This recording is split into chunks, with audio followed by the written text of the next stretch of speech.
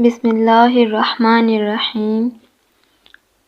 ہشام بن عروہ نے اپنے والد عروہ سے، انہوں نے ابو مراو لیثی سے اور انہوں نے حضرت ابو ذر رضی اللہ عنہ سے روایت کی، کہا میں نے پوچھا اے اللہ کے رسول صلی اللہ علیہ وآلہ وسلم کون سا عمل افضل ہے؟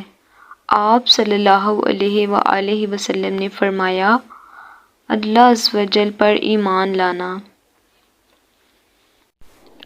اور اس کی راہ میں جہاد کرنا۔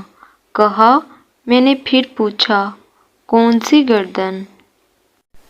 آزاد کرنا افضل ہے۔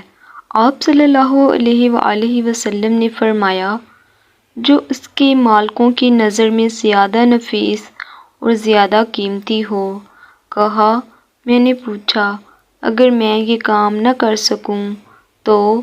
آپ صلی اللہ علیہ وآلہ وسلم نے فرمایا کسی کاریگر کی مدد کرو یا کسی اناڑی کا کام خود کر دو۔ میں نے پوچھا اے اللہ عز و جل کے رسول صلی اللہ علیہ وآلہ وسلم آپ غور فرمائیں اگر میں ایسے کسی کام کی طاقت نہ رکھتا ہوں تو؟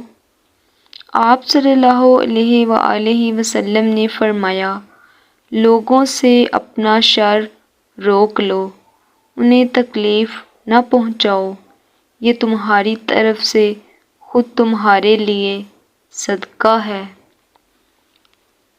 صلو علی الحبیب صلی اللہ تعالی علیہ وآلہ وسلم۔